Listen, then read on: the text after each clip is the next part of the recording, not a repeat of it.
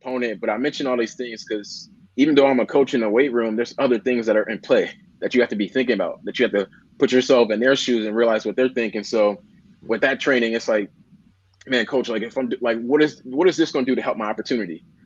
And then whether it be getting to the league or maximizing your NIL opportunity, whatever it's going to be. So if I was a strength coach at the D1 setting, and I know it's Friday, and Friday is a good day to end the week.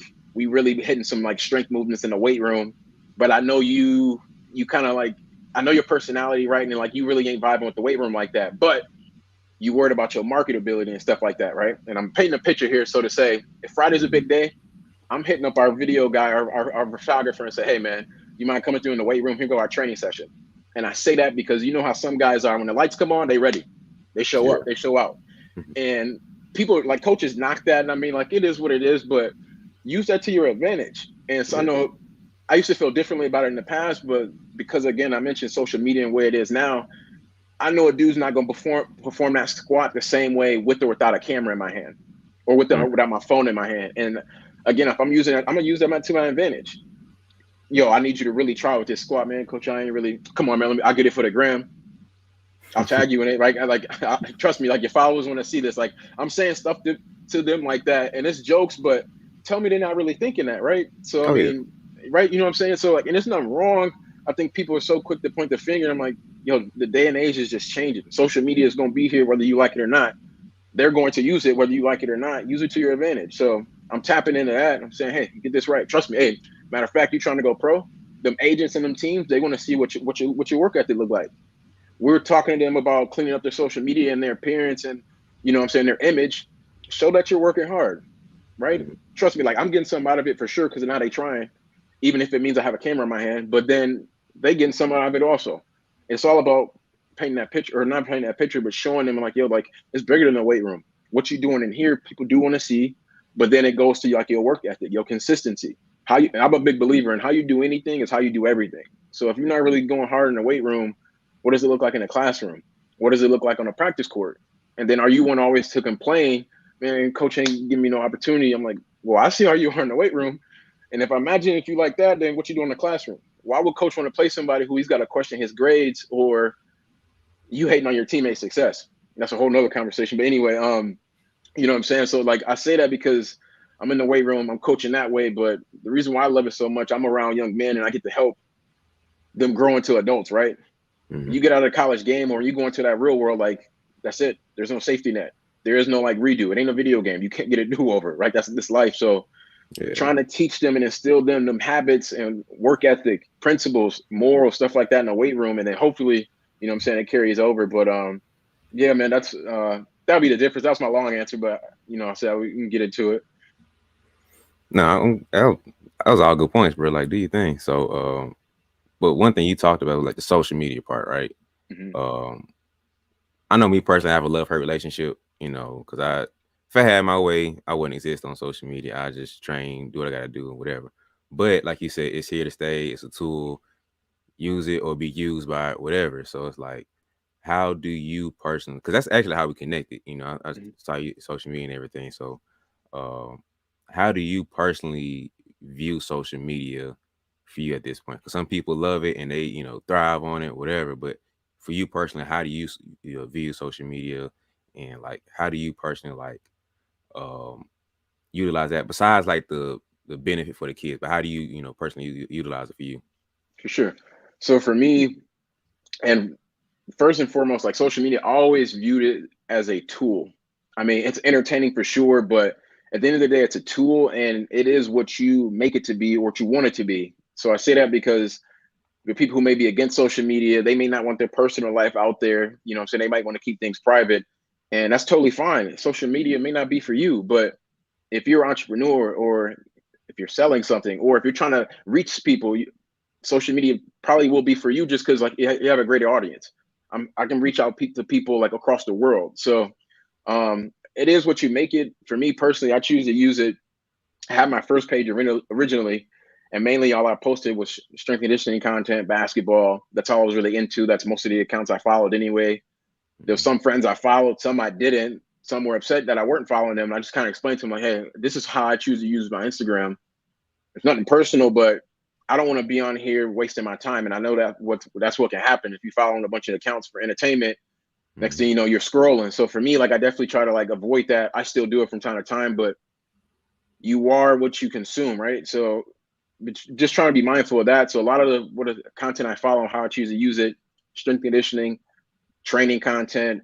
I take a holistic approach to it. So it's mental health, it's the yoga. I mean, you name it. But if it's anything health related, I'm probably following that. That's how I choose to use it. I Mm. had the Performance Hoops account just because I wanted to like find that niche and then really like make my content be directed towards that. So that's how I choose to use it. Um, I follow a couple accounts in there for entertainment. I mean, outside of this, like I'm like everyone else, man. I like to have a good time. I enjoy a good laugh like the next person. So, Mhm. um, and I have like group chats on there with my friends, my homies. So if there's something like entertain, like honestly, that's where my entertainment comes from. It's not even me following accounts. It's me having a conversation with the homies, chopping it up that way. And then, I mean, other than that, like that's how I choose to use it. I'm trying to think of anything else that I'm missing. Um, yeah, man, that's it. I know sometimes people get upset when they see stuff on there. I'm like, you don't have to follow it, just unfollow it. Keep it moving, right? It's really not a big deal. And then I mean, I guess you can find out when people unfollow you and stuff like that. And there's a whole bunch of metrics and stuff that you can look into. But again, it's a tool at the end of the day.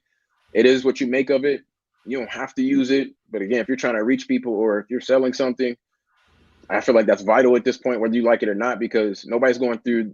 Remember what is it, the yellow pages? Nobody's going through the phone book anymore. You know what I'm saying, right? They would go to Google first. Google first. I might have showed my age on that one, but nobody's going through that anymore. I still go to Google and Yelp, but I just found out on people more likely to go on TikTok for like restaurant reviews and stuff like that. And I was like, I didn't know, Mm. but it's changing, man. So yeah, it's a tool. Use it how you choose, but at the end of the day, like nobody's making you use it. You don't have to. So yeah. You mean you might show both our age because I laughed at the joke. So Yeah. yellow pages, man, that's Yeah.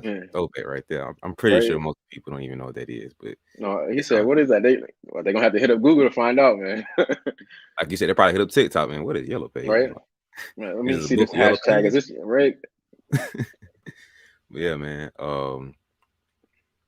Yeah, man. I like that because like one thing that shifted for me personally, and it really helped me out in business and as far as social media and stuff too. Is like once I detached from it and I saw it as a business, Hmm. it changed everything. Because before it was like it was me, and I felt like it was kind of my personal page and my business page and this, that, and whatever.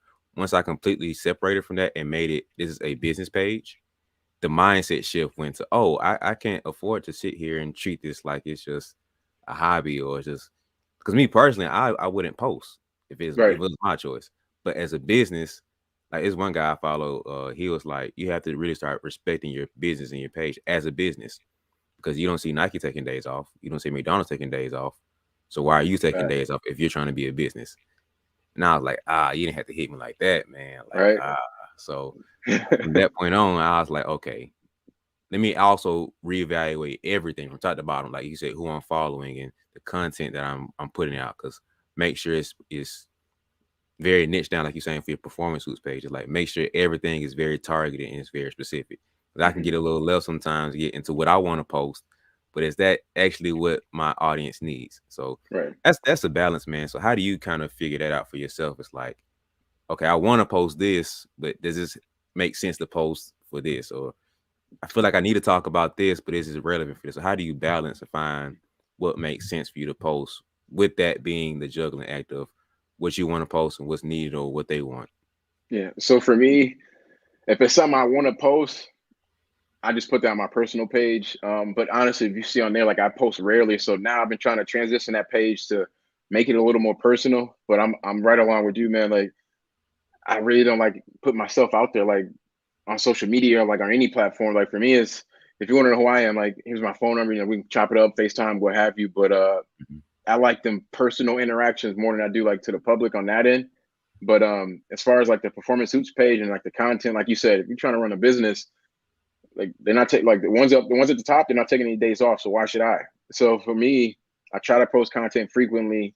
There's a point where I was cranking it out every single day, just trying, but I think from there is looking at, and the Instagram does a great job of mentioning this. I'm sure the other sites do too, but as far as providing those metrics, right? So for me, I look at the posts that do really well as far as likes or engagement, and I'm looking at one of the demographics, right? What's the age group?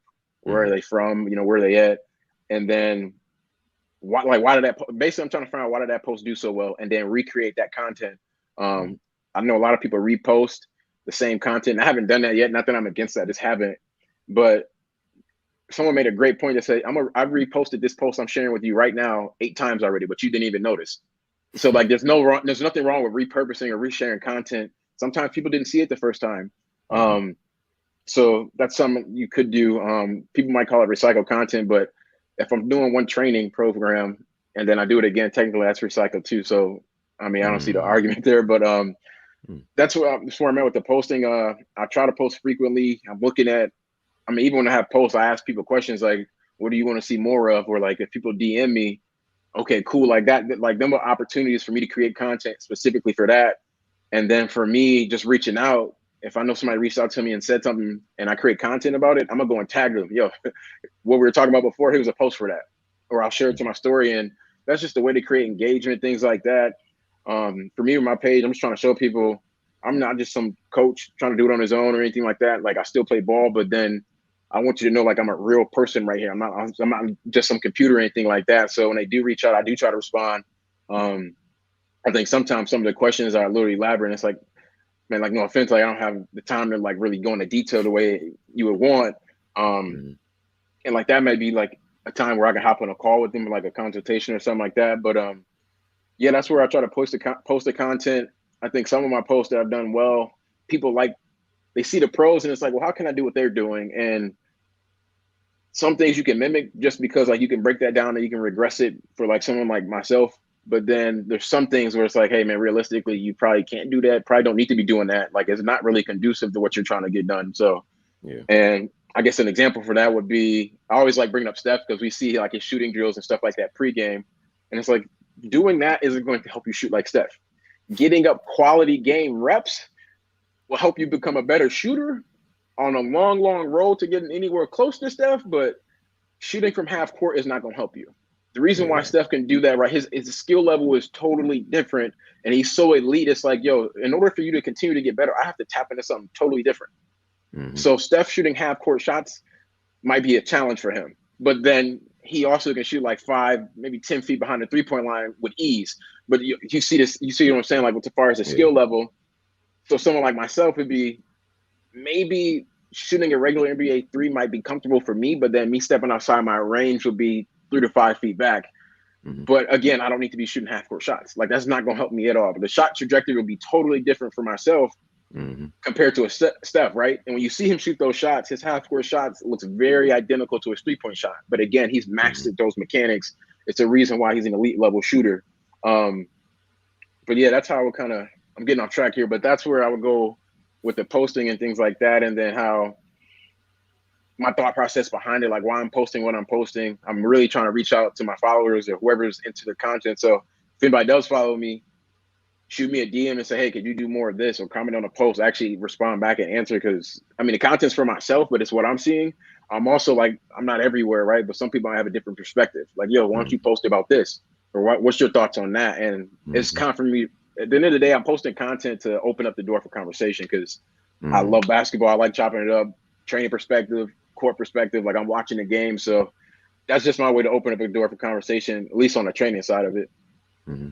Wait, wait, hold on. Tell me, hold on real quick. I just got a quick question for you. All right, okay, look. So, where did you go? Like, what are you going after right now in your life? Right? Are you looking to make the team? Okay, you didn't make the team, but you're looking to figure out how to make the team coming up. Or maybe you made the team, but you're on the bench, you're not playing like you want to. Or maybe you're playing a little bit like you want to, but you're not a starter, or you're not finishing the games like you want to. Or maybe you're the player, but you're just not quite where you want to be as far as recognizing your county or maybe your conference or your state, whatever you're trying to be recognized at. Um, Whatever your goal is, I want you to forget about that. Like put it on the board or something, write it down in your phone and just put it somewhere and tuck it away. I want you to take that goal, throw it over there, and now I want to try a new one, right? I want you to write PROGRESS.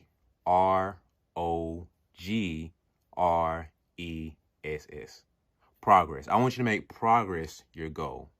Okay, so take that big goal that you have now and take it, put it in your back pocket, and just figure out how to make progress and work towards that goal.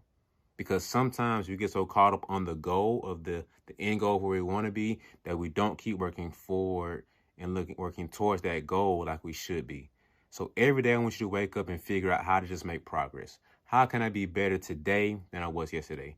It's what you do tomorrow. The same exact thing. Figure out how can I be better today than I was yesterday. It doesn't matter how good you are or what you did yesterday. It's irrelevant. It doesn't matter.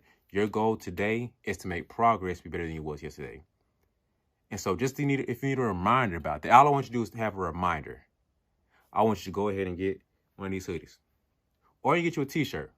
I got a couple options for you. So get you a hoodie or a t-shirt just to remind yourself, just to keep it as a memento to be like, man, today's goal is to make progress. My only goal is to make progress. Progress is the only goal. So if that fits you and you feel like you need to make progress to be your goal, go ahead and hit the link in the description below and invest into yourself. Invest into that reminder. Treat it like an alarm clock to remind you that you need to make progress. Make sure that you're focused and being intentional about the work that you had today. So progress is the only goal. Hit the description below to invest into yourself. It's not about me. Investing into yourself to remind yourself that progress is my goal for today. So that's enough for me, man. I hope I didn't interrupt you. Get back to the episode.